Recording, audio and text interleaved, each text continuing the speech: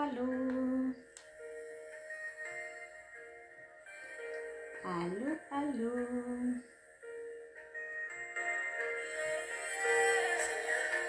Nous avons besoin de toi.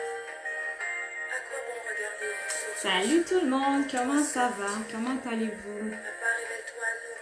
Nous avons l'ardent désir de te voir en ce moment, de te voir agir en ce moment. Nous savons que tu ne fais pas sourire à tes enfants.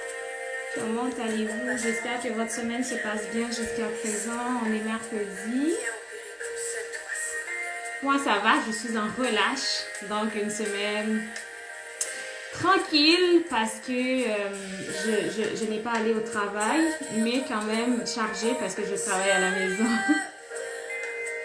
Sans parmi nous, nous voulons te voir, oui, viens. Donc comment ça va? Aujourd'hui ce sera un live vraiment simple. Un live, on va appeler ça informel, on va parler vraiment de notre enfance, de comment ça s'est passé, comment l'éducation qu'on a reçue, comment ça s'est déroulé, ce qu'on aurait aimé que nos parents évitent aussi avec nous. Donc on va parler tant du côté positif que négatif, tant dans tout ce qui a été plaisant et tout ce qui a été aussi un peu moins plaisant. Donc on aura une invitée avec nous aujourd'hui. Ensemble, on va parler. On va vous parler de notre expérience qu'on fait dans le quotidien, avec les gens avec lesquels on travaille et tout.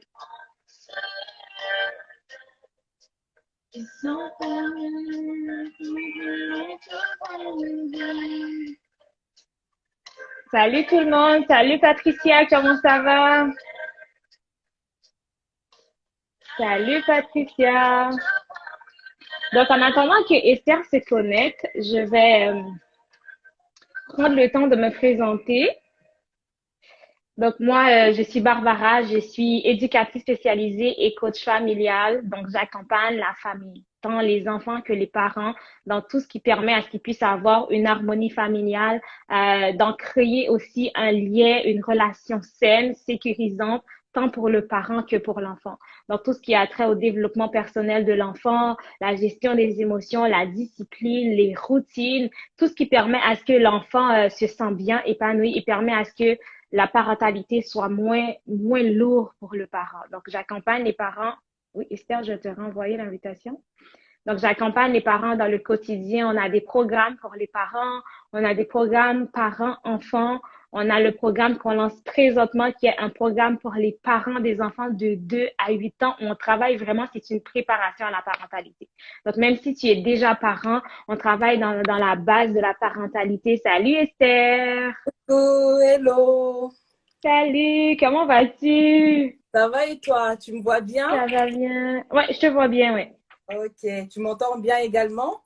Oui, je t'entends bien. Ok, je vais juste régler un peu. Ok, super. Ça fait tellement longtemps. Bien sûr, franchement. Ça fait Mais ça fait longtemps parce que, plaisir, je suis contente d'être là. oui, moi aussi, je suis contente de te voir parce que Esther et moi, on s'est connus en 2020, je crois. On Oui, avait participé à un programme sur le leadership. Après, on a participé aussi à un programme sur l'entrepreneuriat. Donc, ça fait un bout quand même. ouais, franchement, le temps Ouais, mais c'est passe la vite. première fois qu'on fait un live. Exact. Ouais, sinon, ça se passe bien de ton côté? Oui, ça va, Dieu fait grâce, ça se passe bien. Et comme on dit, le temps passe vite. Et Oui, donc, lorsqu'on prend justement le temps d'implémenter tout ce qu'on a appris, bah, on ne voit pas le temps passer en fait, parce qu'on a c'est vrai. tellement à faire que, bah, voilà. C'est Heureusement qu'on vrai, est c'est vrai. passionné par ce qu'on fait, donc du coup, c'est beaucoup plus simple et beaucoup plus plaisant de faire ça en fait. Non, mais ça fait toute la différence. Quand on est passionné, ça fait toute la différence. Ah ouais. Ouais, ouais, ouais. Donc, Esther, est-ce que tu peux te présenter donc, pour les gens qui ne te connaissent pas, dire qui tu es, ce que tu fais dans la vie de tous les jours? Alors, donc moi, je suis mentor en croissance personnelle. Donc, j'accompagne des femmes à découvrir tout simplement leur identité afin qu'elles puissent accomplir leur destinée et qu'elles aient une vie d'impact. Mhm. C'est vraiment une mission, un fardeau que j'ai et que je fais avec beaucoup de plaisir. Par la grâce de Dieu, je permets à certaines femmes d'avoir des déclics, d'avoir des shifts et à sortir de leur zone de confort pour qu'elles puissent accomplir ce pourquoi elles ont été créées, ce pourquoi elles ont été appelées.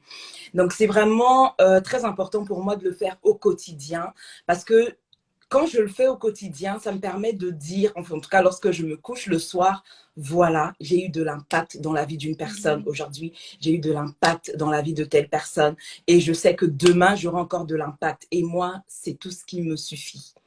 C'est ma mission. Mais c'est du lourd en tout cas.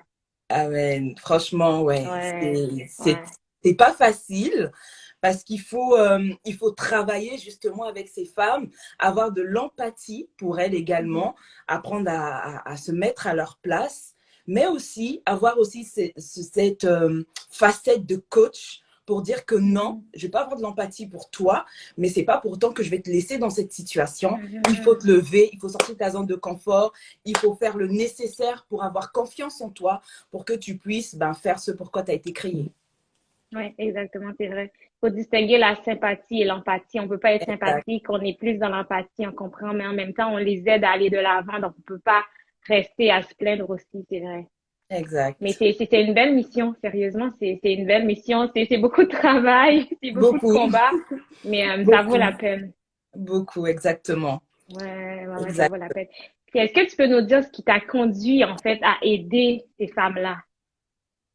Est-ce que ça a été un Alors, déclic à partir de ton témoignage? Est-ce que c'est juste à partir de ce que tu vois dans ton environnement? Donc, qu'est-ce qui t'a poussé à faire ce travail? disons que moi, je suis rentrée dedans, on va dire aussi comme, franchement, c'est Dieu. Je veux pas dire que c'est une chance ou un hasard, non, c'est Dieu parce que je ne connaissais pas du tout le coaching. Jusqu'en 2019, moi, je savais pas que ça existait. Je m'intéressais pas à ça et je priais, je faisais certaines choses, mais je sentais qu'il me manquait quelque chose. Et en cherchant justement à entreprendre, à entrer dans l'entrepreneuriat, j'ai commencé à aller sur YouTube, à regarder des vidéos et j'ai commencé à être intéressée par, on va dire, je vais mettre entre guillemets le développement personnel. Ce qui m'intéressait le plus, c'est que moi, en tant que jeune femme qui manque un peu de confiance en moi, parce que je voulais me lancer dans l'entrepreneuriat, mais je n'avais pas confiance en moi, mon estime personnelle, je savais même pas comment qualifier mon estime personnelle, je savais même pas ce que c'était d'ailleurs. Et en tout cas, je savais pas comment le qualifier, comment mettre le mot estime personnelle sur certaines attitudes que je pouvais avoir. Donc, du coup, lorsque j'ai commencé à écouter certaines choses du développement personnel, je me suis dit, mais en fait, c'est ce qui me manque. C'est ce qui me manque pour pouvoir rentrer dans l'entrepreneuriat et être légitime dans ce que je fais. Et c'est comme ça que je me suis retrouvée justement à explorer ces choses. Mais comme je ne voulais pas faire quelque chose qui soit en dehors de la volonté de Dieu, parce que j'avais pleinement conscience que j'avais une mission, je ne savais pas laquelle. Il fallait que je puisse accomplir la volonté de Dieu pour ma vie. Alors, je ne savais pas du tout par où commencer et ce que ça devrait être. Je ne savais pas que je pouvais avoir un ministère en dehors des quatre murs de l'église. Et donc, du coup, en priant, en jeûnant, en cherchant des réponses, le Seigneur m'a conduit on va dire, dans cet axe qu'est la destinée. J'ai commencé à justement m'intéresser à la destinée. Et là, je me suis dit, oui, Seigneur, je pense que je suis au bon endroit. Mais ce n'était pas suffisant. J'avais également un fardeau. J'ai dit, mais Seigneur, il y a des femmes qui sont derrière moi. Il y a des personnes qui sont derrière moi, qui ne savent pas comment faire pour se lancer dans l'entrepreneuriat en étant légitime, comment faire pour avoir confiance en elles, pour regagner confiance en elles, comment faire pour découvrir leur potentiel. Certaines n'ont même pas conscience des dons et des talents que Dieu leur a donnés. Et ce sont des mamans, ce sont des femmes célibataires qui vont rentrer dans le mariage et qui ont, on va dire, cette ignorance. C'est là où j'ai commencé à me dire, OK, je pense qu'il y a quelque chose à faire de ce côté-là. Donc, j'ai prié, j'ai vraiment cherché la face de Dieu et j'ai eu la confirmation que ça devait être un fardeau. Et c'était un fardeau pour moi. Alors, est-ce que ça faisait de moi une coach? Au début, j'étais vraiment illégitime par rapport à ça.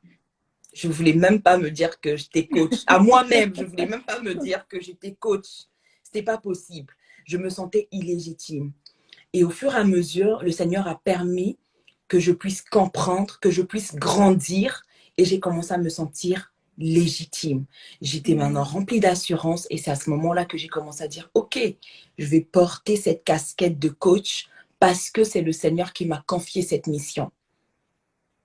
Et je sais que derrière moi, il y a toute une génération qui me regarde et qui va prendre exemple sur ce que je fais.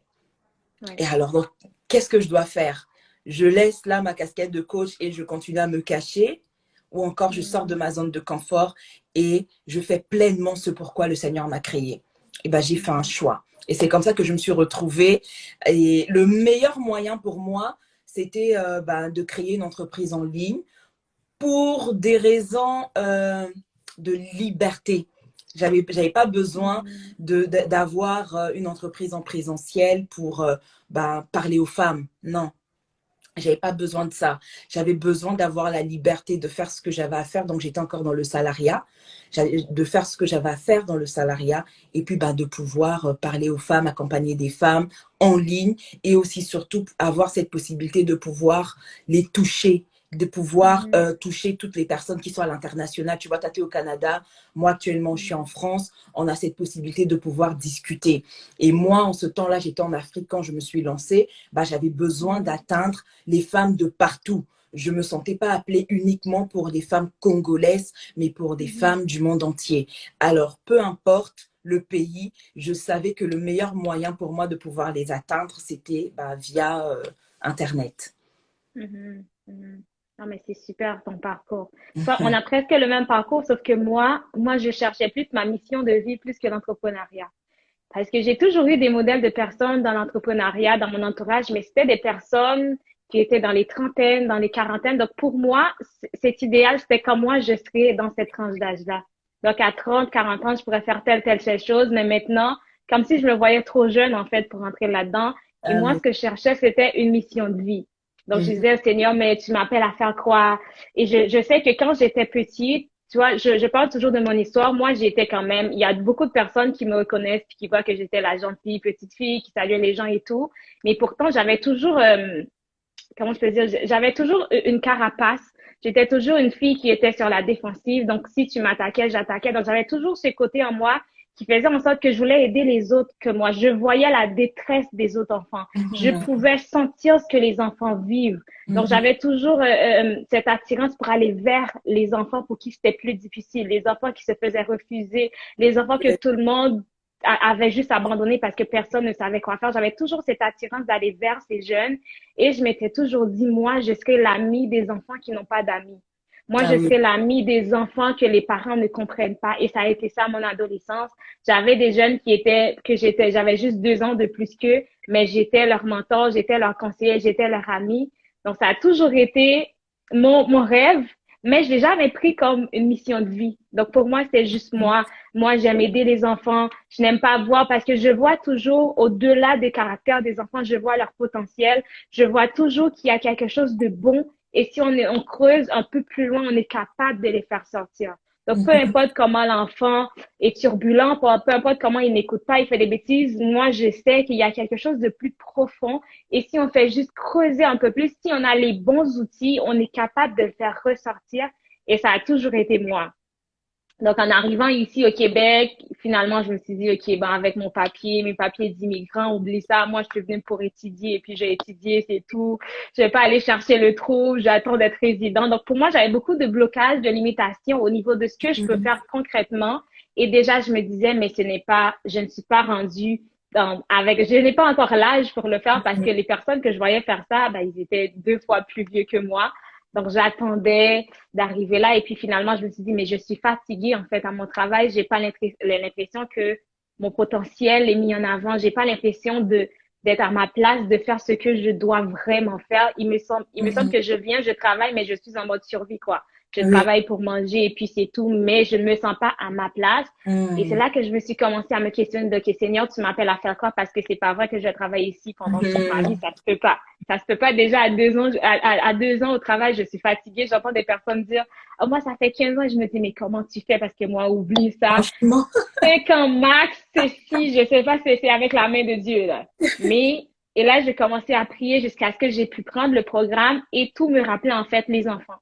Tout me rappelait. Et même quand j'étais jeune, à mon église, ils disaient, mais il faut que tu ailles travailler avec les enfants parce que je m'assoyais à l'église et j'avais toujours une dizaine d'enfants assis à côté de moi. J'avais toujours des enfants qui venaient après l'église à la maison. J'avais toujours des enfants avec moi et tout le monde me disait, mais va travailler avec les enfants. Et je disais, oh non, non, non, je veux pas rentrer dans les trucs d'église. J'ai toujours été je dis toujours que je suis extravertie mais réservée. Donc, Ouais, quand je dois parler dans mon domaine, je parle. Mais sinon, si j'arrive quelque part, je m'assois, je fais ce que j'ai à faire et je sors tranquillement. Donc, ce n'est pas moi qui va commencer la parole, qui va faire. Donc, je suis très réservée. Et moi, me mêler des choses d'église et tout, je me dis, je viens, je m'assois et puis c'est bon, c'est fini. Et puis, en arrivant ici, j'ai commencé à travailler avec les jeunes de l'église. Et de fil en aiguille, de fil en aiguille, j'ai compris que finalement, je dois travailler avec les enfants. Et au début, je me disais, ben, je serai les amis des enfants.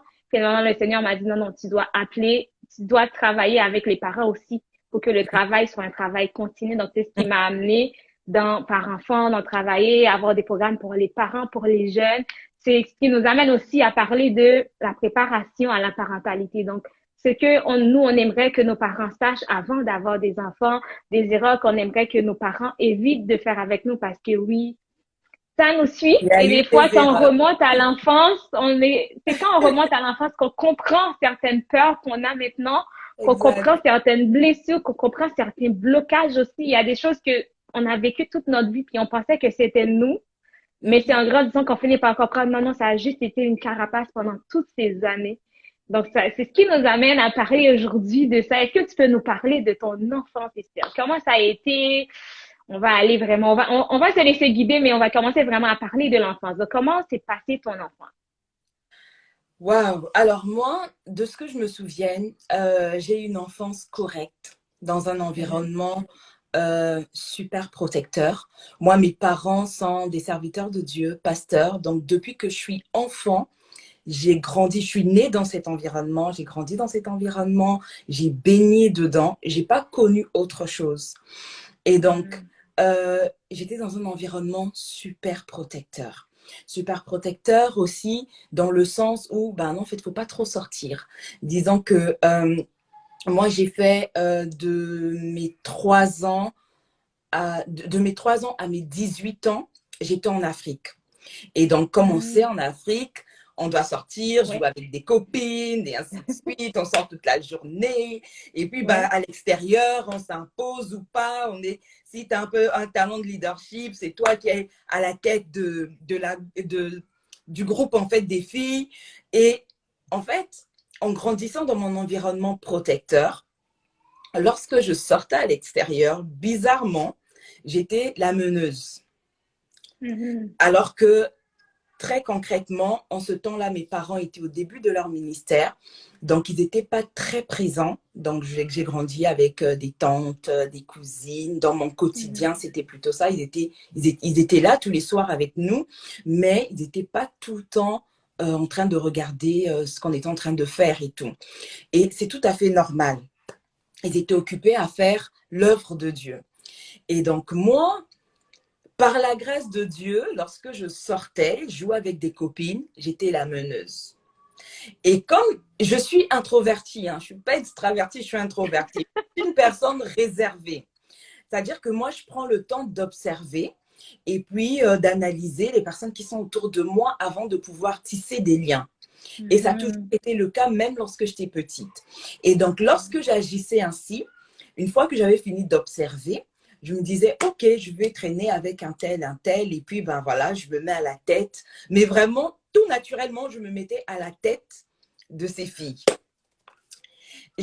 J'avais pas, j'avais pas de problème de comportement ou d'attitude, parce que lorsqu'on grandit avec certaines valeurs chrétiennes, effectivement, ça nous influence dans notre quotidien. Donc, j'ai toujours eu de bonnes copines, j'ai toujours eu de bonnes relations et ainsi de suite. Mais par contre, ce que je ne savais pas, et je l'ai su plus tard, c'est que il m'a manqué beaucoup de choses. Mhm. Malgré mon enfance, on va dire un peu idéale, sans problème, tout allait très bien, j'ai quand même eu des blessures. Mhm. j'ai quand même eu, à un moment donné dans ma vie, un manque de construction de mon estime personnelle. Et ça, je pense que c'est le cas de beaucoup d'entre nous. C'est plus tard qu'on s'en rend compte.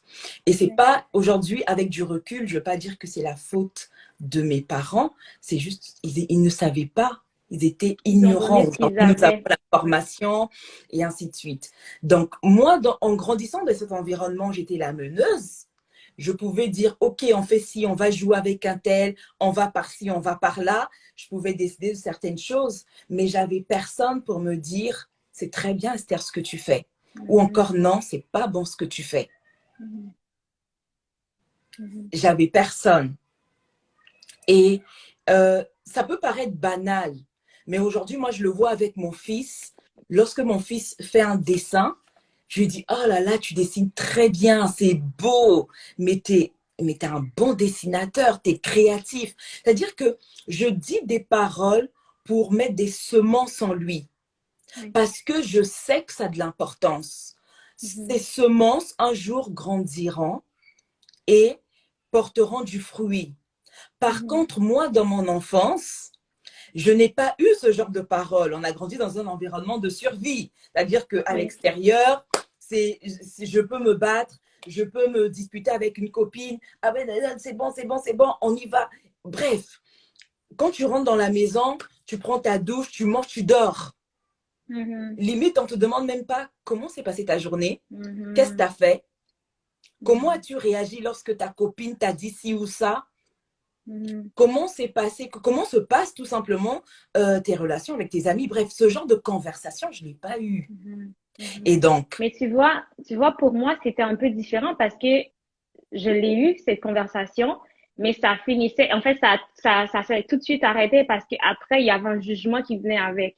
Donc, quand tu racontais ta journée, il y avait le jugement de oui, mais tu aurais dû faire ça, tu aurais dû. On dirait qu'il y avait peu de, comme si, en fait, mes parents attendaient que je sois beaucoup plus mature pour mon âge. Donc, quand tu racontes ce que tu as fait, c'est comme si je me rappelle, une fois, ma sœur est venue parce que ma sœur avait visité, était allée sur un bateau en sortant de l'école. Il y avait des personnes sur un bateau et les filles étaient super contentes de monter sur le bateau, d'aller visiter et tout. Puis en arrivant à la maison, elle racontait de oh regarde, j'étais sur un bateau et là le jugement de mais oui, mais on aurait pu te kidnapper, il y aurait pu donc la réponse qu'elle a eue c'est vraiment de c'est même pas de oh je comprends que ça te fait plaisir mais regarde c'est tout de suite de non et ça te refraine donc finalement tu dis est-ce que ça vaut la peine que j'ai raconté ma journée si de toute façon ce que je vais recevoir en retour ce sont des critiques des reproches où tu n'aurais pas dû ou fait que c'était un peu par rapport à ça où des fois je venais, je racontais des histoires et après ben ma tante elle savait ce que j'ai raconté à ma mère donc je me dis mais si je voulais raconter à ma tante j'aurais réuni toute la famille tu vois donc c'est des choses comme ça qui m'ont refréné en disant ok ben finalement je sais que tu veux être mon amie mais ça ne peut pas fonctionner comme ça parce que pour moi c'était pas à c'était comme un one way c'était en un seul sens la relation c'était moi je te raconte ma vie tu me critiques et puis c'est tout. Donc, c'était souvent, surtout à l'adolescence, c'est comme quel garçon te plaît ou qu'est-ce qui se passe. Puis là, tu dis, OK, moi, il y a tel garçon que je trouve beau et après, il y a toute la, oui, mais t'as tel âge, tu peux pas être comme si les gens banalisaient que même si t'as 12 ans, oui, ça se peut, que tu ressens quelque chose pour un garçon et que c'est tout à fait normal. Mais ils vont tellement le banaliser, ce que tu ressens, ce que tu vis, que finalement, tu as l'impression que, ben, comme si tes parents n'ont pas eu la même enfance que toi, puis c'est juste avec toi que ça ne fonctionne pas. Pour eux, ça a été super bien, mais c'est avec toi qu'il y a quelque chose qui cloche. C'est toi que ça ne va pas bien, puis tu as l'impression que toutes les personnes, les adultes de mon entourage avaient l'impression que ces adultes étaient parfaits, ont eu une enfance parfaite, tout va bien et que c'est juste moi que, ben, finalement, c'est juste moi à 12 ans qui aime un garçon. Ma mère, elle a aimé un homme, elle avait déjà dans les 21. Moi, c'est juste moi, c'est arrivé. Là, tu te mets à questionner sur est-ce que tu pries assez? Est-ce que tu te mets à questionner des choses que t'avais pas à questionner juste parce que t'as l'impression qu'il n'y a pas cette compréhension. Et je me rappelle que je lisais beaucoup des petits livres de témoins de Jéhovah sur les relations parce qu'ils ont des livres pour les ados et je lisais beaucoup ces livres, mais c'était même pas ma religion, tu vois. J'aurais pu parler à mes parents, j'aurais pu parler à quelqu'un, mais parce que j'avais pas ça, je cherchais ailleurs. J'allais chercher dans d'autres livres comment je peux faire, est-ce que c'est normal si tu aimes un gars. Donc, c'était beaucoup là-dedans, mais j'avais de comment s'est passée ta journée et ma mère se plaignait parce qu'on voulait plus la raconter notre journée. C'est parce qu'elle a pas compris que ben, finalement, quand on vient raconter, on reçoit pas ce qu'on attendait et Ça, c'est trop brusque en fait la réponse qu'on oui, reçoit. oui, oui, Donc finalement, on préfère faire des bêtises parce qu'on ne viendra pas demander de l'aide parce qu'on sait qu'on aura un jugement quand on arrive. oui. Fait que tu vois, des fois il y a pas ça, mais des fois il y a, c'est là, mais comme si c'est forcé en fait, comme si le Mhm. parent veut mais il y a quelque chose qui est plus fort que lui. Il n'arrive pas à être objectif. Il n'arrive pas à recueillir ce que tu dis et à s'asseoir, réfléchir. Mais quand d'autres personnes venaient raconter ça à ma mère, je la voyais donner des bons conseils. Mhm. Elle conseillait les gens calmement, tranquillement. Mais quand c'était nous, c'était plus fort. L'émotif prenait le dessus et elle n'arrivait pas à faire ce travail-là. Donc, pour nous, c'était difficile, même s'il y avait cette ouverture et ma mère était toujours présente. Elle voulait être mère au foyer, donc elle avait une pharmacie. Après l'école, on allait directement là-bas. On passait la soirée, on rentrait à la maison ensemble. Donc, il y avait toujours ce côté, on est toujours ensemble. Le Mhm. soir, avant d'aller dormir, ma mère venait passer le temps dans la chambre. On Mhm. blaguait, on racontait des histoires. Mais nous, on savait que ça s'arrêtait là. On n'allait pas plus loin que ça. On contrôlait ce qu'on disait parce qu'on savait ce qu'on allait recevoir. Des fois, je racontais des choses à ma mère le lendemain. Il y avait le cousin de ma mère qui vient, qui parle à propos du sujet. Et là, tu sens que tu es vraiment visé. Tu sens qu'il s'est passé quelque chose pendant que tu étais à l'école. Mais tu dis, mais finalement, c'était juste entre nous, tu vois. Mhm. Donc, Mhm. des fois, il peut être aussi de l'autre côté aussi. Bien sûr, c'est Mm. clair. C'est clair on n'a pas les mêmes histoires, mais au final, Non. on arrive en général aux mêmes Oui. conclusions. Oui. Oui, on arrive aux mêmes conclusions. Et moi, personnellement, quand je suis passée de l'enfance à l'adolescence, tout se passait bien. En fait, j'ai toujours continué comme ça. Et étant une fille réservée à la maison, je ne confiais pas quoi que ce soit à mes parents. C'est-à-dire que moi, j'ai eu Mhm. beaucoup de mal à parler à ma mère ou à lui dire ce que je ressentais ou avec qui je discutais, et ainsi de suite. Je me souviens, et ça, je m'en souviendrai toujours, c'est que une fois, j'étais déjà majeure, donc à 18 ans, je suis dans le métro avec ma mère et je dis, de quoi on va parler? Là, on est toute seule, tête à tête. Mais franchement, ça m'avait traumatisée. Parce que pour la Wow. première fois de ma vie, je me suis retrouvée toute seule avec ma mère. Et en Afrique, il y a toujours du monde, en fait. Et quand je te retrouve toute seule avec ta mère, tu sais pas quoi dire. Non. Pourquoi? Parce Non. qu'il n'y a pas eu ce lien qui avait été créé. Et franchement, je lui en veux pas du tout. C'est tout à fait Mhm. normal. Comme aujourd'hui, on en rit. On va dire que oui, on est un peu comme des sacrifices. On a été notre enfance a été sacrifiée. Oui. Mais pour la gloire de Dieu, ça, franchement, je lui en veux pas. Mais n'empêche qu'il y a eu des blessures. Mhm. N'empêche qu'il y a eu un impact négatif, en fait. Tout Mhm. simplement parce que elle ne savait pas qu'elle pouvait faire les deux, c'est-à-dire qu'elle pouvait servir Dieu Mhm. et construire mon estime personnelle. Mhm. Ça, elle ne le Mhm. savait pas. Et Mhm. donc, du Mais coup, tu vois, ça, c'est beaucoup de personnes dans le ministère. Ça arrive souvent aux gens qui sont très impliqués dans le ministère à l'église. Je vois oui, beaucoup d'enfants, de pasteurs, et c'est souvent la même chose, en fait. C'est que les parents ne sont pas assez présents ou papa est là, mais on dirait qu'il y a juste maman qui s'occupe de l'éducation et papa et oui, pasteur s'occupent seulement de l'église. Ça arrive souvent aux gens qui sont très oui, impliqués. oui. Franchement, Mm. c'est très courant. Et après, on rajoute, après, de toute façon, juste l'histoire de nos mamans qui n'ont pas grandi aussi dans ce genre d'environnement. Peut-être qu'elle aussi, elle n'a pas été encouragée dans son passé. Donc, du coup, qu'est-ce qu'elle fait? Elle éduque ses enfants de la manière dont elle a été elle-même éduquée, de ce Mhm. qu'elle a appris Mhm. de ses propres parents. Donc, Mhm. il y a toujours aussi tout ce côté passé qui suit toujours dans le présent et même dans le futur. Aujourd'hui, Oui. on a la grâce de pouvoir corriger parce qu'on Mhm. a appris, parce qu'il y a des personnes comme toi, par exemple, qui éduquent, qui informent, qui Mhm. conscientisent. Mais nos mamans n'ont pas eu ça. Non. Donc, moi, quand je me suis retrouvée face à face avec ma mère, je me suis dit, de quoi on va parler? On a plus de 40 minutes de trajet, on ne discutait pas. Et la relation a duré comme ça pendant toute ma vingtaine. Qu'est-ce qui s'est passé après? À 22 ans, c'est clair que lorsqu'on est enfant de pasteur, il y a beaucoup d'interdictions, mais parfois on ne te dit Mhm. pas pourquoi tu as ces interdictions, Mhm. pourquoi tu ne peux pas agir comme tout le monde, pourquoi tu ne peux pas faire des choses comme tout le monde. Il n'y a pas le Mhm. pourquoi. Il y a juste ne fais pas. Ouais. C'est interdit. N'essaye pas. Et donc, à 21 ans, je tombe enceinte. C'est pas parce que j'ai été mal éduquée, non, sans mes propres choix. Mais je sais aussi que si j'avais été bien entourée, si on m'avait bien expliqué certaines choses, j'aurais fait des choix différents. Donc, à 21 ans, je tombe enceinte, j'accouche à 22 ans, jeune maman, complètement perdue. Et là, c'est à ce moment-là que tu te dis, OK, j'ai vraiment raté quelque chose dans ma vie. À ce moment-là, à 22 ans, tu as l'impression, j'étais censée être étudiante, mais je me retrouve maman. Et là, mon estime personnelle a juste Oui. Ouais. chuté. La culpabilité. Oui, ça a chuté. Je me sentais coupable, je me sentais inutile. J'avais l'impression que j'étais vraiment passée à côté de ma vie. Et c'est mon véritable combat a commencé à 22 ans. Quand je me suis retrouvée dans cette situation, ne sachant pas comment m'en sortir. C'est vrai que je priais, mais je ne savais pas comment m'en sortir, comment regagner confiance en moi, comment rehausser mon estime personnelle. Je ne savais pas. Je l'ai su bien plus tard. Bien plus tard.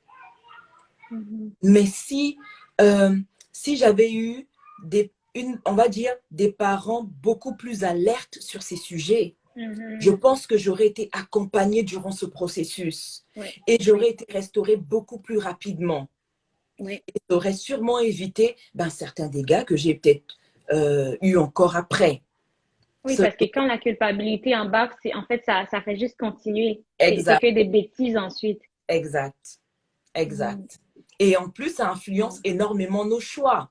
Parce que tu ne sais plus exactement ce qui est bon et ce qui n'est pas bon. Et ce sentiment de culpabilité te fait comprendre tous les jours que, en fait, tu es nul. Ce que tu fais n'est pas bon. Et l'interprétation que tu vas avoir des réactions des gens ou encore des regards des gens vont tout simplement te miner de l'intérieur. Et après, qu'est-ce qui va se passer? Tu vas avoir peur du regard des autres. Lorsque tu voudras faire quelque chose, tu vas dire, mais qu'est-ce que les gens vont dire? Oui. Et donc Mais ça, j'aime bien ce que tu dis. Parce que souvent, on pense que prier, amener les enfants à l'église, ça suffit, mais ça ne suffit pas, en fait. Parce non, qu'il n'y a pas juste la partie spirituelle de l'enfant, il y a l'émotionnel, il y a le physique. Donc, bien sûr. c'est au-delà de juste prier, c'est au-delà de le forcer parce que nous, on n'avait pas le choix d'aller à l'église. Bien entendu, il fallait que tu sois à l'église. En tout cas, moi, je n'avais pas le choix. Il fallait que je sois, sinon la porte de la maison était fermée, barrée à clé. Et comme ma mère voyait que, moi, ça me dérangeait pas de rester dans la rue, donc finalement, elle dit, OK, non, tout le monde à l'église. Donc, moi, je n'avais pas le choix d'être à l'église. À Oui. part si j'étais malade, si j'avais un examen, quand je passais mon bac, que c'était vraiment compliqué, mais sinon, il fallait que je sois à l'église. Donc, il y a beaucoup, tu vois, il y a beaucoup de choses que je ne suis pas tombée dedans parce que ma mère nous a élevés avec une peur une peur de notre réputation. Donc, moi, j'ai toujours peur de ma réputation, avec qui je me tiens. Je sais que ma mère m'a toujours répété de dis-moi qui tu fréquentes, je peux te dire qui tu es. Il y avait toujours des citations comme ça de fais attention et tout. Donc, parce que moi, Ouais. j'avais peur de ma réputation. Il y a plein de choses dans lesquelles je ne suis pas tombée dedans parce que j'avais peur de ce que les gens vont penser, de ce que les gens vont dire, de mon nom qui sera sali. Donc, il y a plein de choses, mais pas nécessairement parce que j'avais compris. C'était plus par peur. Par Parce qu'on peur. m'avait dit, parce qu'on m'a raconté des témoignages des gens que ça s'est arrivé. On m'a tellement raconté des histoires que je me suis dit, je veux pas être comme cette personne, mais pas parce que j'avais nécessairement compris. Donc, comme tu as dit, des fois, il te dit, non, tu n'as pas le droit en tant que chrétien. Non, tu ne peux pas t'habiller comme ça. Moi, c'était pas de pantalon, pas de tresse, pas de rien du tout. Moi, c'était la beauté au naturel, les jupes en dessous des genoux. C'était beaucoup de choses que finalement, ça vient juste dans ton estime parce que toutes les autres filles sont habillées. Déjà, les autres filles ont des formes. Fait quand elles s'habillent, elles sont belles, mais toi, parce que tu as une jupe qui est plus longue et moi, je suis toute petite. Donc, avec une jupe longue, oublie ça. Je ressemble à rien du tout. Donc, parce que tu devais t'habiller comme ça, finalement, physiquement, tu n'as plus d'estime de toi-même, tu n'as plus confiance en ton physique parce que tu t'es jamais habillée pour te sentir assez belle, parce que tu t'habilles selon les critères, parce que faut que tout soit, ton chandail arrive ici, ta jupe arrive en dessous, il y a pas un morceau qui dépasse. Il fallait toujours que je porte une veste parce qu'il ne faut pas qu'on voit mon en dessous de bras. Il y Mhm. avait tellement de choses que finalement, je me dis oui, c'est pas nécessairement, j'ai pas voulu mettre jusqu'à aujourd'hui, je m'habille décemment aussi. Mais il y a des choses que je pouvais porter qui étaient décentes, mais qui au moins, j'aurais pu me sentir belle dedans.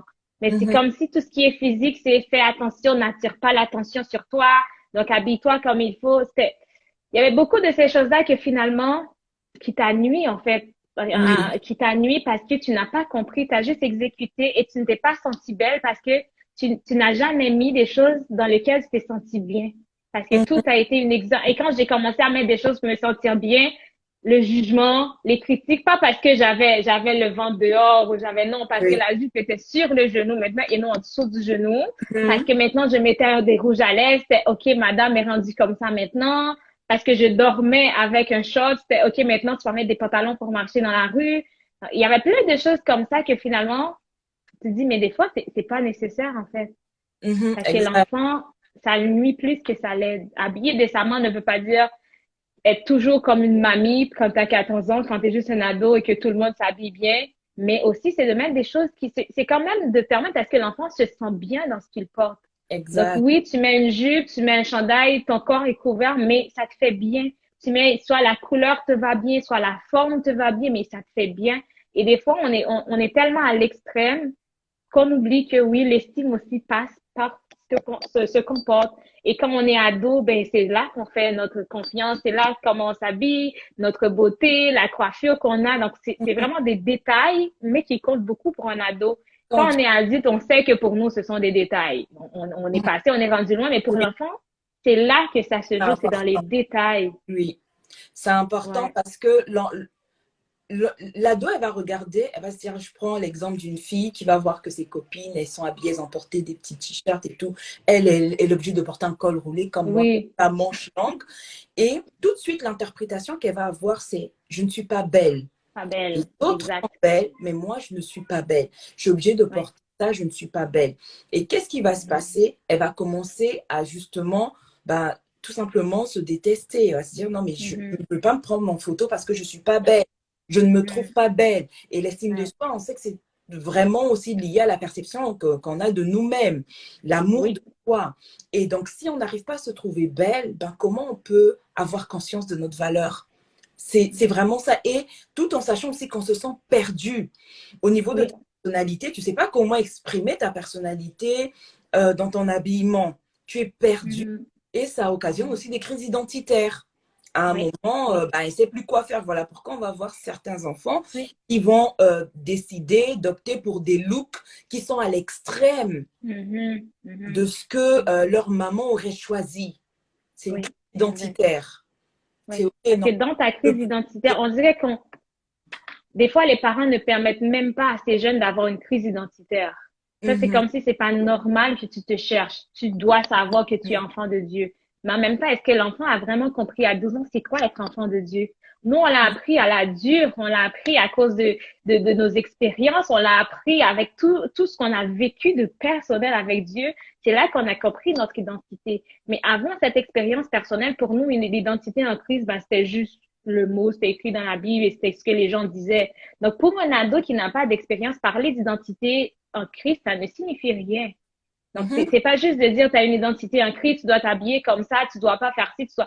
L'enfant ne comprend rien de ce qu'on dit. Donc, des fois, on a l'impression que l'enfant ne veut pas, et là, on va prier, mais c'est un travail qui va beaucoup plus loin que ça, que juste prier, de dire Seigneur, aide-moi. Ça va plus loin que ça dans ce qu'on donne. Pourquoi est-ce que c'est important de s'habiller comme ça? Pourquoi est-ce que c'est important que ton ventre ne soit pas? Pourquoi est-ce que moi, je dois être la seule de ma classe à m'habiller comme une mamie quand tout le monde s'habille d'une autre façon? Donc, Oui. c'est beaucoup plus loin. Qu'adolescent, c'est vraiment difficile de prendre cette responsabilité et de se dire, je me mets à part. Parce qu'on ne voit pas vraiment l'importance d'être à part. On ne comprend pas pourquoi on doit être Et différente même que les autres, pas que envie nos justement amis. de se mettre à part. On n'a aussi pas T'as envie pas d'être envie? à part. On n'a pas envie d'être la risée Non. de toute la classe ou encore de tout le collège, par exemple. C'est aussi Mhm. ça, T'as pas envie. surtout maintenant, là, en 2022. Non, tu n'as pas envie d'attirer l'attention sur Mhm. toi. Tu as envie de te fondre dans la masse.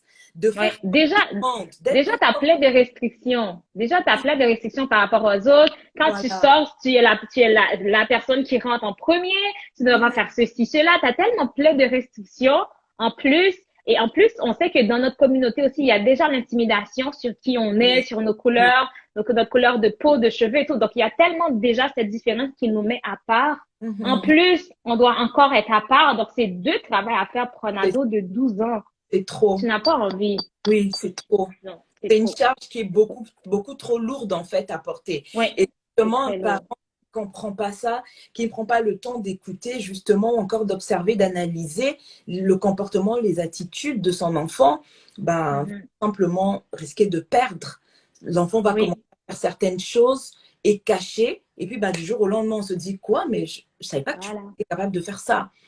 Et voilà. moi je l'ai compris plus tard. C'est bien qu'aujourd'hui, avec ma fille, je rattrape certaines erreurs parce que quand j'ai eu Mhm. une fille, moi, je n'avais pas conscience. Je Mhm. reproduisais tout simplement ce que j'avais Les toujours vu. mêmes choses. Mhm. Mais par la grâce de Dieu, j'ai commencé à rectifier le tir. Mais c'est lorsque j'ai commencé à me former que j'ai commencé à me dire, OK, non, il y a aussi le côté émotionnel. Moi, j'avais complètement Mhm. mis à côté, c'était, non, tu fais pas ça, non, tu fais pas ça, non, tu fais pas ça. Mais Mhm. qu'est-ce qu'elle pense de ça, par exemple? Et Mhm. comment corriger? Comment Oui. expliquer certaines choses? Mhm. Comment l'aider à bâtir justement son estime personnelle sans qu'elle puisse être obligée de copier ou de se comparer aux autres? Oui, oui, Ça, oui. je l'ai corrigé, mais ça fait pas très longtemps. Ça fait, Mhm. c'est la troisième année. Mais avant Mhm. ça, j'étais comme tous les autres parents, en fait, comme toutes les autres Ouais, mamans. ouais. Je faisais de mon mieux parce que effectivement, on va pas non plus aussi taper sur les doigts des mamans, elles font de leur mieux. Mais Ouais. aujourd'hui, il faut comprendre qu'être maman, ça prend. C'est Ouais. naturel, certes, mais ça s'apprend. Il faut Mhm. apprendre à éduquer, il faut apprendre justement à construire les destinées des enfants. Mhm. Si Parce tu qu'il faut sais, savoir on donne ce qu'on a. Donc, exact, tu ne peux pas donner ce que tu n'as pas. Donc, en voilà. fonction de ce que tu veux que ton enfant reçoit, tu dois l'avoir pour lui donner. Donc, Oui, si oui, tu veux former des personnes confiantes, matures, responsables, tu dois avoir les outils en toi pour le donner à ton enfant. ok. Sinon, ben, Mhm, tu vas donner tes blessures, tu vas donner tes frustrations, tu vas donner ton manque d'estime, tu vas répéter les mêmes phrases tous les jours et tu vas avoir l'impression que ça n'a pas d'impact, mais parce mhm. que tout simplement, tu essaies de donner quelque chose que tu n'as pas. Tu n'as Donc, pas. avec tout ce qu'il y a maintenant à notre disposition, on peut pas se dire qu'on n'a pas on peut pas dire qu'un enfant ne vient pas avec un manuel. On peut plus utiliser les phrases que nos parents utilisaient parce qu'on a tellement de ressources à notre disposition en ce moment pour se former en tant que personne, déjà personnellement, mais aussi se former en tant que parent pour avoir les bonnes choses à donner à nos enfants parce que on donne nos blessures, on donne tout ce qu'on a. Et c'est vraiment surprenant comment quand on devient maman, on a des choses qui se réveillent en nous que avant on ne les a jamais vues. Et des fois, on va dire à l'enfant, oh oui, mais c'est à cause de toi. C'est depuis que j'ai eu des enfants que je commence à faire ci, à faire ça. Avant, moi, j'étais patiente. Avant, moi, j'étais douce. Et depuis que j'ai des enfants que maintenant, j'arrête pas de crier. Mais c'était des choses qui étaient déjà en toi, mais qui étaient juste enfuies, en fait. Et avoir des enfants, ça a réveillé des choses qui étaient Mhm. endormies. Ça a réveillé dans ton cerveau, dans ta mémoire, ce que toi, tu as vécu dans ta famille, dans l'éducation que tu as reçue. Et c'est exactement ce que tu vas reproduire parce que ben, tout ce qui a été dans notre environnement, ça reste quelque part, c'est enregistré et ça ressortira à un moment donné, à un moment précis. Quand on sera coincé, on ne saura pas quoi faire. Ce sont les vieilles habitudes qui reviennent. Oui, oui. Ça, c'est vrai. Ouais. Ça, c'est vrai. Donc, en tant que parent, c'est notre responsabilité de pouvoir prendre cela en considération. Et justement, l'information et la formation sont disponibles. Aujourd'hui, Mhm. aucun parent ne peut dire ah non mais moi je peux pas. Non, il y a des moyens d'avoir l'information gratuitement et il y a des moyens aussi d'aller beaucoup plus loin, se former afin d'être bien outillé et aider Oui. nos enfants surtout en toute sérénité parce que c'est pas évident. Tous les enfants ne sont pas pareils. Une maman peut se dire non mais moi avec ma première fille tout s'est bien passé mais avec le deuxième là dès qu'il va arriver à l'adolescence tu sais pas ce qui va se passer parce que chaque enfant Non? est unique. Oui, Chaque oui. enfant est Mais unique. tu parles d'adolescents, tu vois, j'ai une famille qui avait pris une consultation avec moi pour leur premier enfant Après, ça s'est bien passé, tout allait bien. Et après, ils ont réservé notre consultation parce que maintenant, le deuxième, c'est avec lui que ce qui fonctionne avec le premier ne fonctionne plus avec le deuxième. Voilà. Et quand ils ont dû demander à l'aide parce que maintenant, non, il y a quelque chose qui ne fonctionne pas parce que lui, il est complètement différent. Donc, Oui, des fois, même avant l'adolescence, il y a des choses à 2 ans que le premier était tranquille, mais le deuxième, finalement, c'est le bien contraire. sûr. Ou Bien des fois, c'est sûr. parce que il y a un deuxième enfant, alors le premier a complètement changé. Changer. Maintenant, le premier commence à faire des crises qu'il faisait pas avant. C'est toute une adaptation. Il faut savoir, il faut être aussi pour passer par les différents stades du développement de l'enfant. Tu sais, on est Oui, content quand l'enfant marche, on est content quand l'enfant est percé. Donc, on est content pour ces étapes, mais on oublie aussi que les étapes ne sont pas juste physiques. Il y a oui, aussi des étapes au niveau de son développement personnel et il faut qu'on soit alerte et il faut qu'on adapte aussi nos façons de faire en fonction de son développement. Donc, à 2 ans, ce n'est pas la même chose qu'à 8 ans, quand il va commencer à se développer physiquement, que quand sa voix va commencer à changer, quand physiquement il va commencer à changer, ce n'est plus la même chose. Tu ne c'est plus pourras pas pareil. lui dire les mêmes phrases de tu es belle que tu disais quand tu avais 2 ans. Mhm. Ça va plus loin que ça pour un enfant de 9, 8, 10 ans qui Exact. commence à rentrer dans l'adolescence. Donc, il faut que nous aussi, en tant que parents, on s'adapte et on sait à quel stade on fait quoi, comment et qui aussi est adapté à cet enfant. Pas de façon générale ce qui fonctionne, mais pour cet enfant, qu'est-ce qu'il faut faire exactement? Oui, exactement. Et aussi, surtout, apprendre à écouter. Parce que moi, Oui. je me souviens que ma fille, au début, ben, elle s'ouvrait pas vraiment. Elle voulait pas parler, elle voulait pas Mm. partager ses peurs ou encore les défis qu'elle pouvait rencontrer à l'école. Mais il fallait que je sache comment aborder les choses. Oui. Comment l'emmener dans un environnement. Ok, je suis ta mère, mais là, j'emmène la conversation dans un climat, pas seulement de maman-enfant, mais aussi peut-être de maman-amie pour te Mhm. permettre d'ouvrir ton cœur et que tu puisses Oui. me dire ce qui se passe. Parce que si je ne sais pas ce qui se passe à l'école, alors je rate tout en fait. Oui. Parce que c'est à Exact. l'école que l'enfant apprend tout. C'est à l'école Mhm. que l'enfant se forme. C'est à l'école que Mhm. l'enfant change. En fait, c'est une vraie éducation un peu Oui. déformée en fait à l'école. Oui. Donc, si je ne Mhm. sais pas ce qu'elle rencontre, je ne sais pas comment se passent ses relations avec ses amis, comment elle ressent certaines choses, ben, je vais passer à côté de beaucoup de choses, Oui. énormément. Oui. Oui. Donc, C'est il vrai. fallait que j'apprenne justement à discuter avec ma fille. Et ben, là, aujourd'hui, elle est grande, elle va bientôt avoir 18 ans. C'est encore, Mm. c'est vrai, c'est challengeant, mais heureusement pour moi que j'ai compris assez tôt, bon, on va dire assez tôt avant Mhm. qu'elle ait ses 18 ans, ce que je Oui. devais faire, ce que je devais faire, parce que franchement, elle allait dans une pente que bah, je ne maîtrisais pas. En fait, en gros, c'est comme si je ne connaissais pas ma fille. On- on- Mhm. je pense que le Seigneur a aussi permis que je commence à me poser ce genre de questions Oui. sur le sens de ma vie et tout, parce qu'il voulait faire un Mhm. travail en moi et aussi parce qu'il Ah voulait que je ouais. fasse un travail dans la vie de ma fille. Parce qu'elle commençait à Oui. prendre une pente que je ne maîtrisais pas, que je Mhm. ne connaissais pas. Le jour où j'ai commencé à découvrir les choses, je me suis dit, waouh, c'est ma fille. Moi, je la prenais pour un bébé. J'ai l'impression qu'elle était née hier. Mhm. Mhm. Alors que là, elle vit des situations, mais que je ne connais pas. Oui. À l'école, Mhm. elle a des défis. Et puis, Oui. bah, au temps où moi j'étais au collège, c'est pas pareil. Hein. C'est pas du C'est tout la plus même la même. génération. Hein. Cette C'est pas génération-là, du c'est tout une la même génération sans chose. pitié. Donc, Oui. c'est pas pareil. Les défis, les challenges sont beaucoup plus percutants, beaucoup plus importants, Mhm. ça bouscule les émotions. Et quand l'enfant est perdu, l'enfant cherche des réponses là où il ne faut Oui. pas. Comme c'était dans ton cas, tu as Oui. commencé à aller Oui. chercher dans des livres de témoins de Jéhovah parce que tu cherchais des réponses. Tu as des Tu questions, cherches. mais tu ne sais pas à qui les poser. Et qu'est-ce que tu fais? Bah, tu vas chercher des réponses. Vous imaginez Oui. si aujourd'hui vos enfants vont chercher des réponses sur Internet sans être Oui. cadrés, ça va être du Oui. grand n'importe quoi. Oui. Et Mais donc, c'est vrai, tu vois, je me rappelle à mon adolescence, il y a une fille qui est venue parce que moi, étant donné que j'étais très, très proche des gens, fait, j'avais des gens aussi qui venaient me confier des choses énormes que moi, j'ai dû faire un trou et les enterrer parce que même moi, c'était trop lourd pour moi à porter. Et j'avais une fille qui était venue me dire, elle est enceinte et elle va avorter. Et là, moi, je disais, non, mais il faut que tu gardes l'enfant, mais j'arrivais pas à la convaincre et je me suis tournée dans mon environnement pour trouver quelqu'un, un adulte sur qui compter pour dire, aide-moi au moins. mais il y avait personne, en fait, parce que toutes les personnes qui avaient dans mon environnement étaient des bons conseillers pour les autres. Ma Oui. mère, elle était une bonne conseillère pour les autres. Ma tante était une bonne conseillère pour les autres.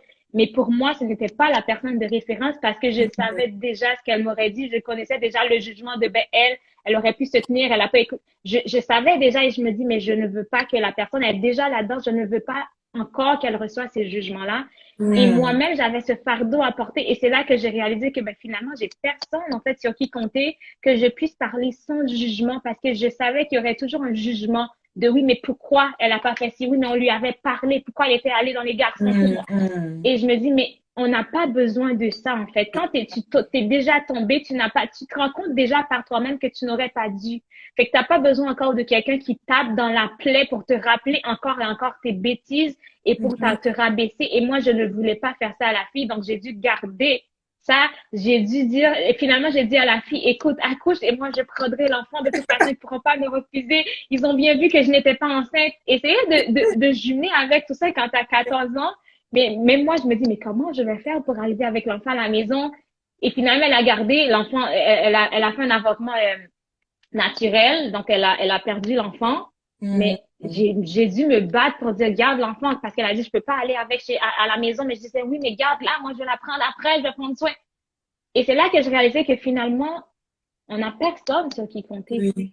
pour tout ce qui vient nous chercher émotivement, on n'a personne. Si Mhm. j'ai besoin de manger, de dormir, d'acheter quelque chose, j'ai beaucoup de personnes sur qui je peux compter. Je sais vers qui tourner, je sais qui aller demander pour quelque Mm. chose. Mais quand j'ai des choses très profondes à confier, quand j'ai des choses qui viennent me chercher émotionnellement, ben, je n'ai personne à qui les confier.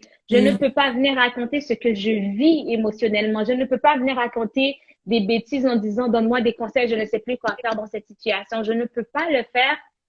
Tandis que les parents devraient être là pour ça. Ma mère devrait être la personne à qui je me tourne quand ça ne va pas bien. Oui. Il doit avoir un adulte dans l'environnement, pas parce que cette Mm. personne est tolérante, va tout accepter, mais c'est quelqu'un qui va dire, écoute, on va prier ensemble, on va passer du temps ensemble, voilà ce que tu peux faire, qui pourra conseiller et qui pourra rendre la chose normale de dire, mais ça arrive. Ce n'est pas la première personne qui tombe enceinte, ce n'est pas la première personne qui fait telle bêtise, ça arrive, qui t'aide. Mais on dirait que si tu dis, mon Dieu, tout le monde va le savoir de un, et de deux, tu te feras juste, tout le monde va te juger. Donc Mhm. finalement, tu préfères le garder et c'est là que tu rentres dans une roue où tu fais que des bêtises. Parce qu'il y Oui. avait juste une bêtise que tu n'as pas pu raconter à quelqu'un. Donc ça a juste fait que ben, tu tombes dans une roue et qui ne finit plus. Oui, c'est vraiment un C'est, cercle vicieux, hein. C'est vraiment un oui, cercle c'est un vicieux. cercle vicieux, oui. C'est Oui. pas évident, hein. Non, C'est vraiment la responsabilité de chaque parent, se dire, oui. OK, qu'est-ce que je dois faire pour mon enfant? Parce que je sais que, Mm, en fait, la responsabilité d'un parent, c'est pas juste la nourriture, un toit mhm. pour dormir. Non, pas du tout. C'est Non, au-delà, c'est un avenir en fait. oui. On bâtit un avenir au travers de la personne, on oriente la personne vers son avenir, on Oui. l'aide en fait à être un homme ou une femme, on va dire, d'impact demain. Donc c'est une Mhm, grosse responsabilité et nous aurons à rendre des comptes devant Dieu.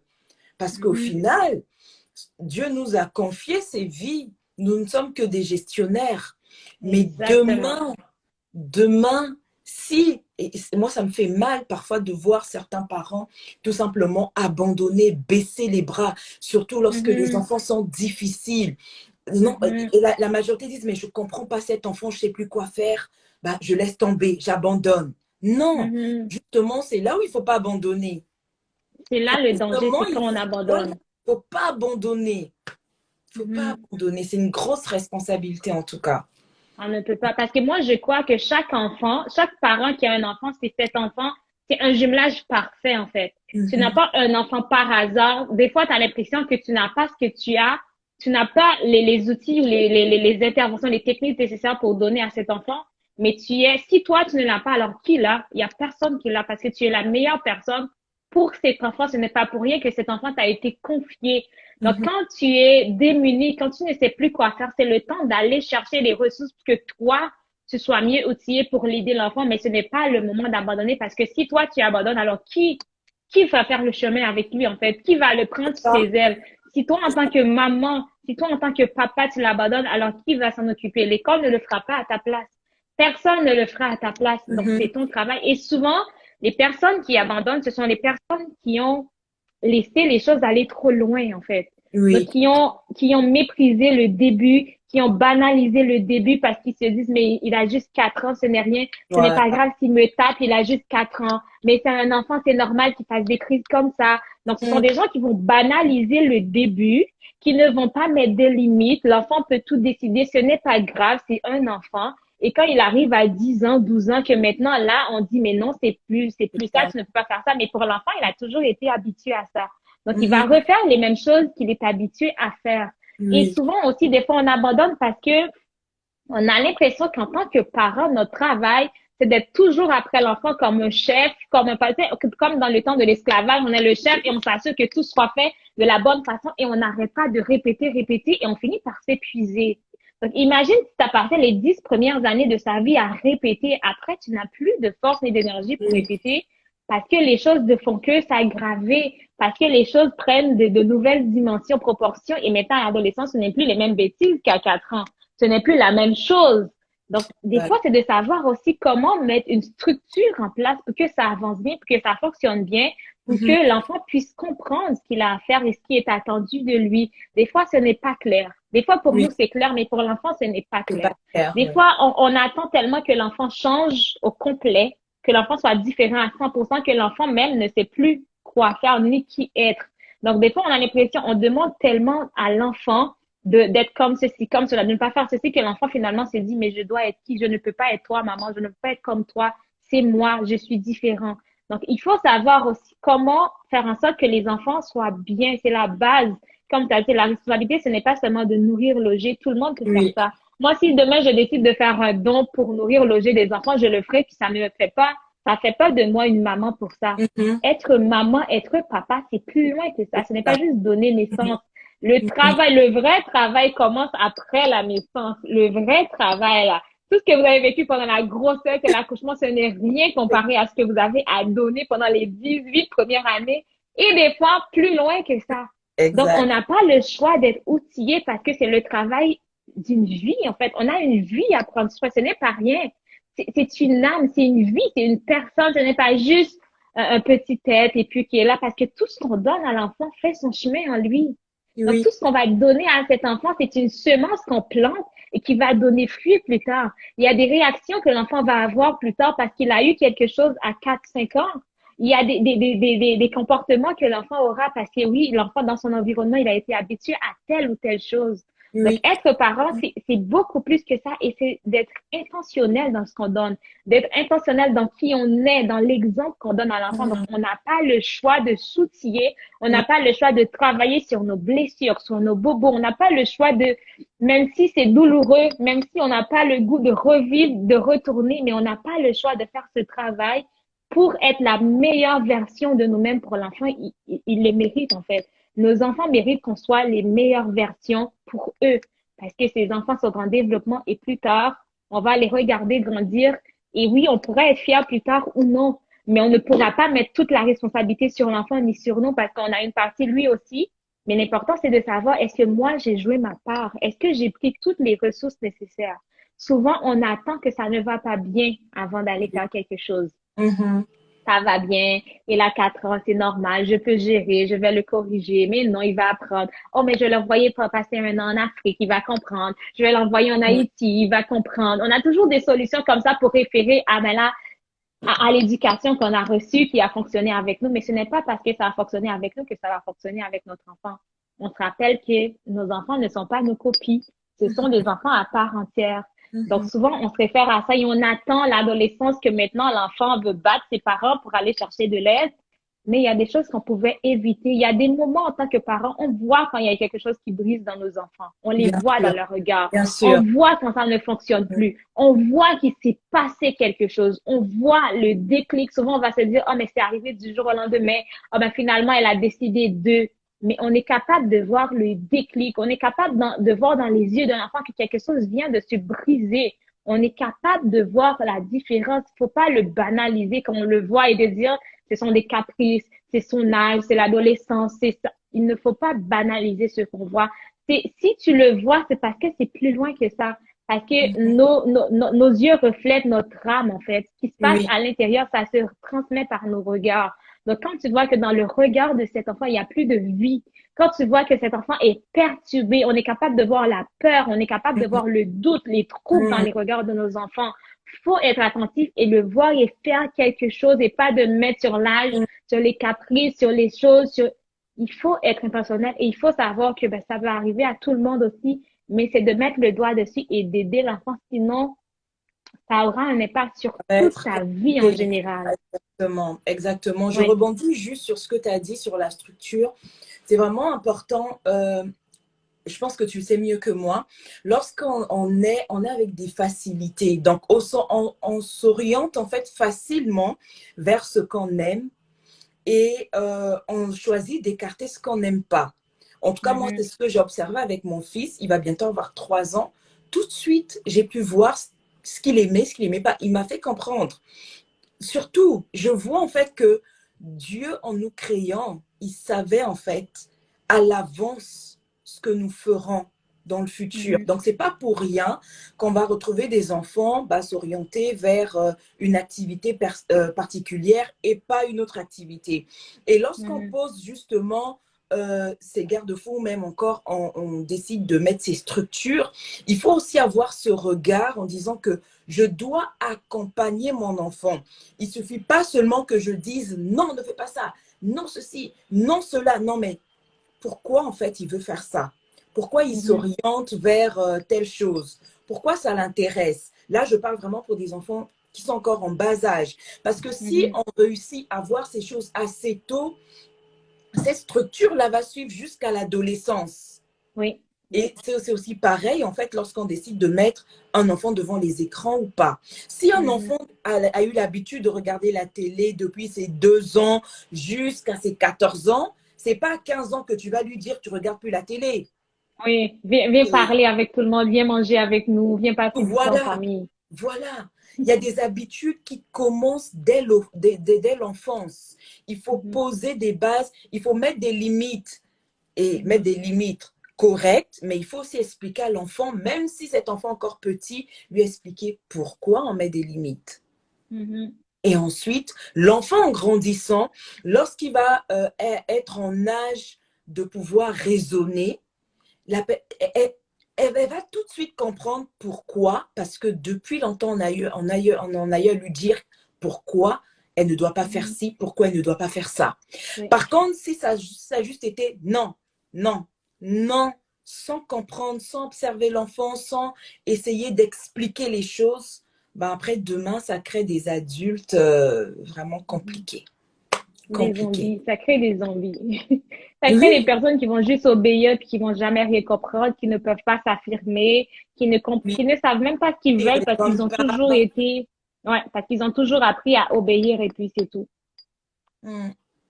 Donc, c'est vraiment la structure. Quand on parle de discipline, ce n'est pas juste oui ou non, tourne à droite ou à gauche, mais c'est vraiment de faire comprendre à l'enfant la valeur, en arrière des principes, pourquoi il faut faire ceci et cela. Il y a toujours un pourquoi.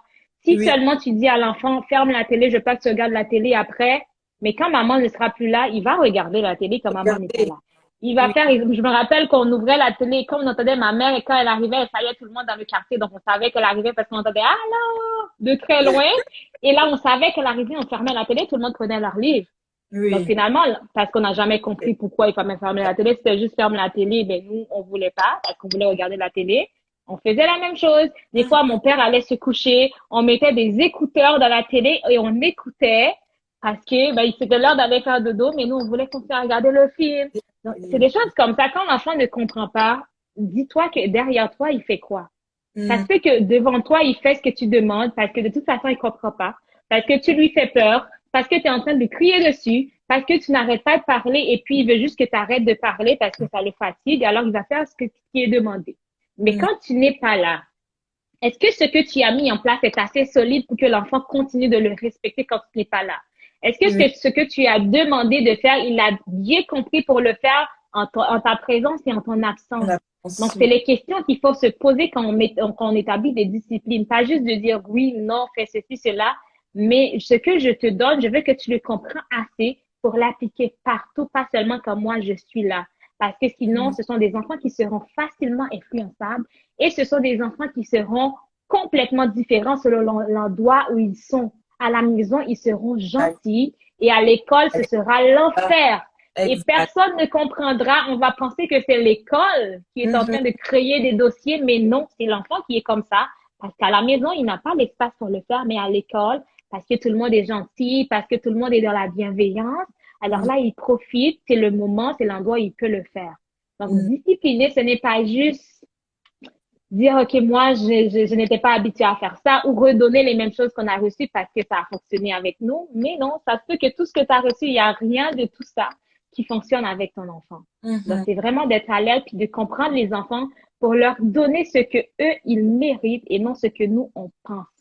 Voilà, Ouais, ouais. très bien Puis dit. tu vois, si je rajoute dans moi ce que j'aurais aimé que mes parents, que mes parents sachent avant qu'ils aient des enfants, c'était beaucoup par rapport à mes réactions. J'aurais aimé que mes parents comprennent que souvent mes réactions ne sont pas personnelles visées vers eux, mais souvent ce sont comme des carapaces que je me construis pour protéger mon ego, pour me protéger moi. Parce que des fois, on a l'impression que les enfants réagissent et on le prend personnel, les enfants nous attaquent et là, on intervient, on réagit, mais des fois, c'est parce que l'enfant ne va pas bien. Ce n'est pas contre maman et papa. Des fois, c'est parce que l'enfant ne va pas bien. L'enfant n'est pas bien dans sa peau. L'enfant n'est pas bien à l'école parce qu'il y en a un qui l'intimide toujours à l'école. L'enfant ne va pas bien parce que ça ne va pas bien avec son enseignant. Des fois, ce n'est pas juste par rapport à maman et papa. Ce n'est pas juste personnel. Des fois, c'est parce que ça ne va pas bien de façon générale. Parce que l'enfant est dans une saison où ça ne va pas bien, où il ne se sent pas bien. Il y a plusieurs raisons au-delà de juste, il veut juste pas écouter et il fait juste à sa tête. Donc, des fois aussi, ce sont des carapaces que l'enfant se protège contre le monde extérieur et pas seulement nous. Mais quand on le comprend, on est plus en mode compréhensif et non en mode réactif. Quand on ne le comprend pas, on réagit parce qu'on le prend personnel, parce qu'on trouve que l'enfant est mal élevé, parce qu'on trouve que l'enfant est arrogant. Mais des fois, ça n'a rien à voir avec maman et papa.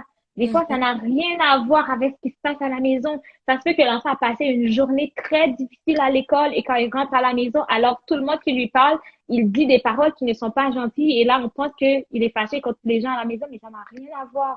Mais quand on comprend ça, on est capable d'aller plus loin. On est capable d'aller dans une communication qui aboutit à quelque chose parce que sinon, ça va finir par une escalade parce que là, on va lui dire non, mais tu ne peux pas, tu ne me parles pas de cette façon. Non, non, non. Et finalement, l'enfant aussi fait sa crise et finalement, on dit des choses que les deux, on regrette parce qu'on n'a pas pris le temps de se comprendre.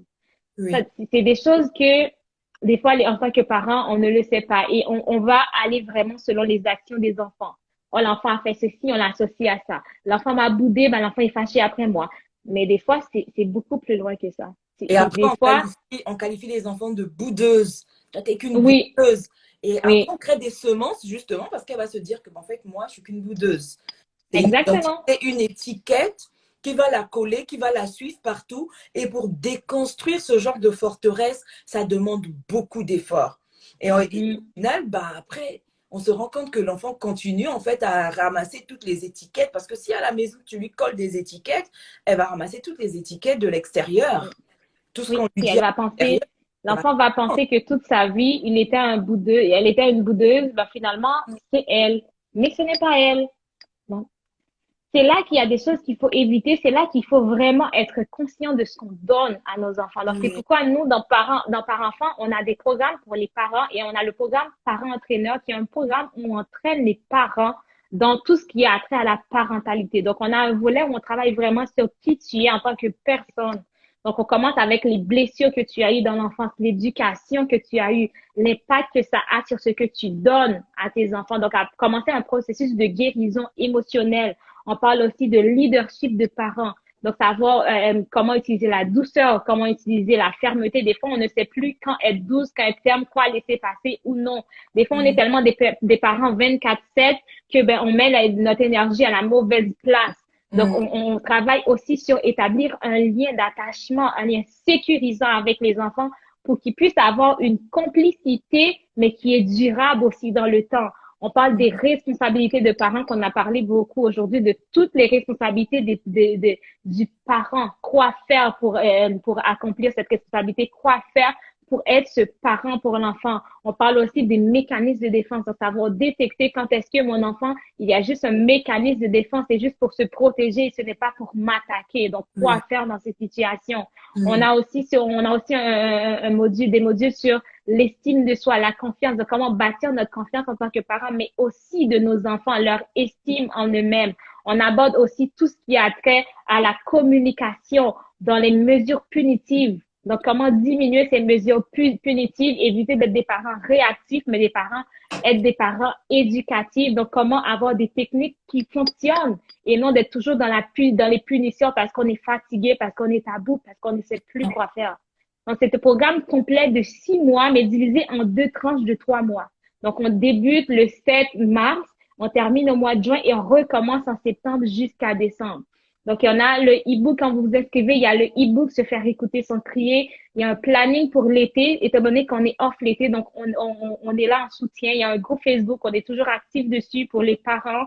Il y a des vidéos qui accompagnent. Il y a aussi des périodes de questions-réponses à chaque semaine. Il y a des lives aussi. On prend le temps non seulement de parler de nos expériences, mais aussi de prier ensemble pour nos enfants, de briser les cycles néfastes, de prier sur chacune des modules pour permettre à ce que le travail ne soit pas juste dans le naturel, mais que aussi dans le spirituel, il puisse se passer quelque chose parce que des fois, c'est au-delà du naturel. Donc, il y a cette ambiance qui est vraiment, on est là et on intercède pour les enfants. Et à la fin de ce programme, il y a une journée de retraite pour les familles.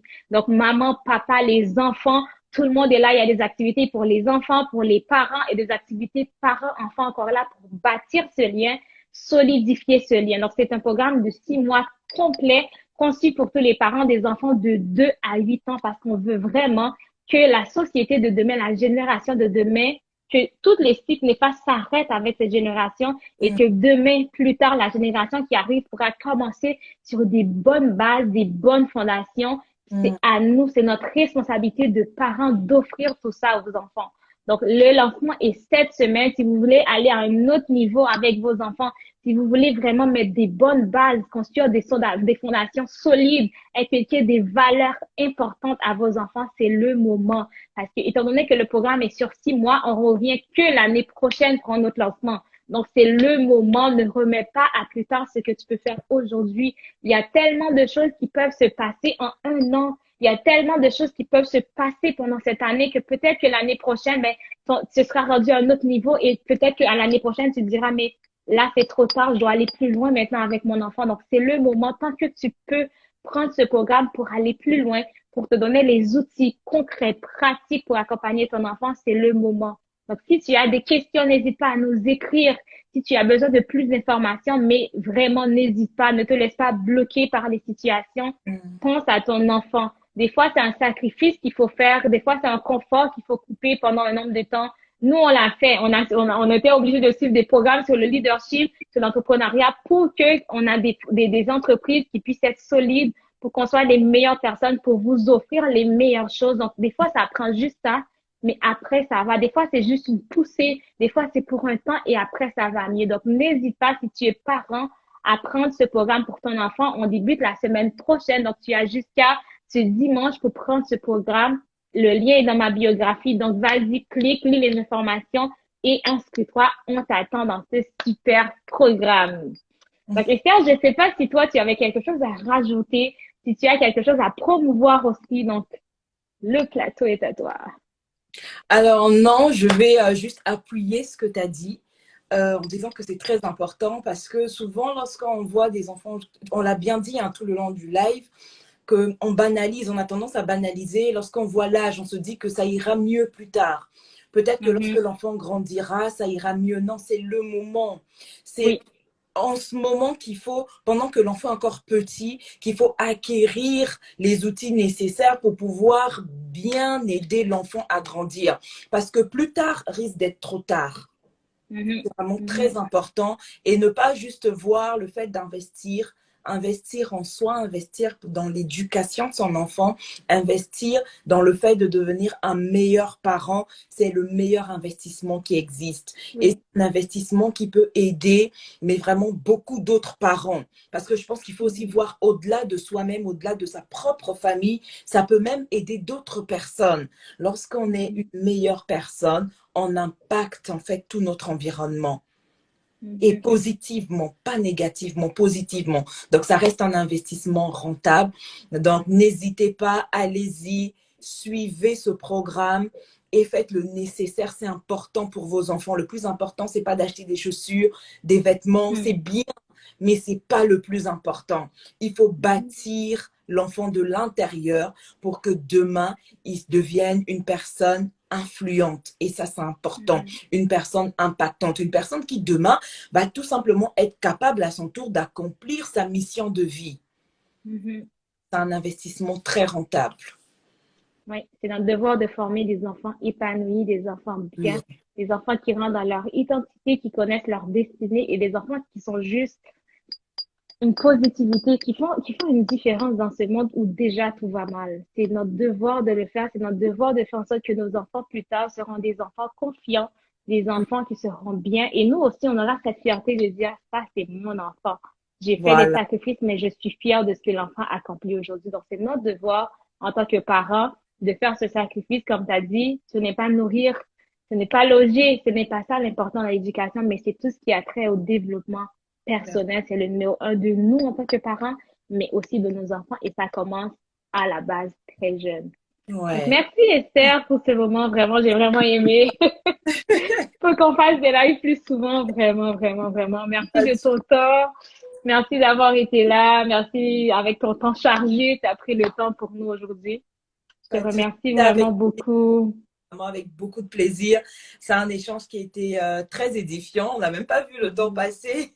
Non, c'est vrai, hein?